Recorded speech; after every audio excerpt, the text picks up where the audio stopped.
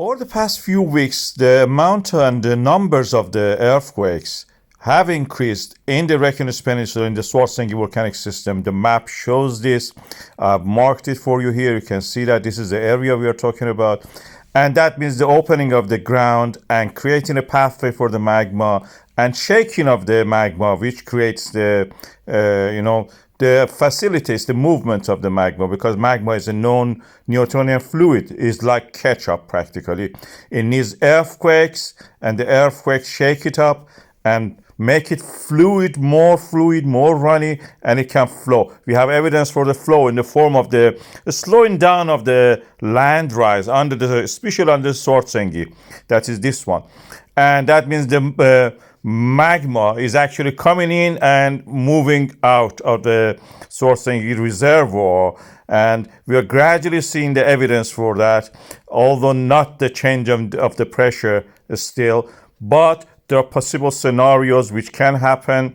One possible scenario is that it happens like what it was in the May and June 2024, where we had the eruption in the north in the Slingerfell areas in the Sundhnúks crater chain. And what happened was that we had a first eruption and the second fissure opening up, and this was from the north to this Hagafell.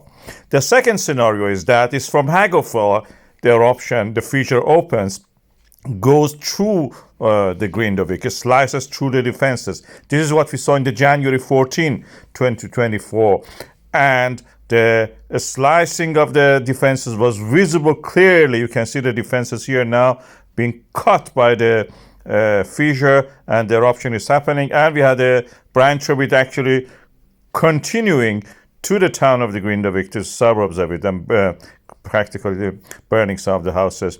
The risk assessment, which is a legal document, has not changed since then. We have the possibility of eruption or magma flow within the town of the Grindavík itself, according to the second scenario. And this is what the latest Icelandic Meteorological Office update has announced, and I've expressed it here for you. In the first scenario, the eruption will be almost immediate. So from the depth of the 5 kilometers to the surface, less than half an hour. But that means that if it's going to reach the Grindavík in the first scenario, it will take 1.5 hours for the warning time that we have to evacuate the town.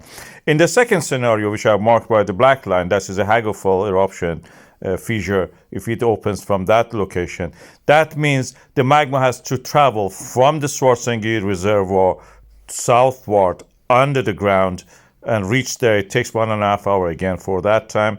But then the eruption may happen within the town of the Grindavík. We had already seen such a thing in the past. It may happen again. And in that case, we have some time actually to evacuate, hopefully.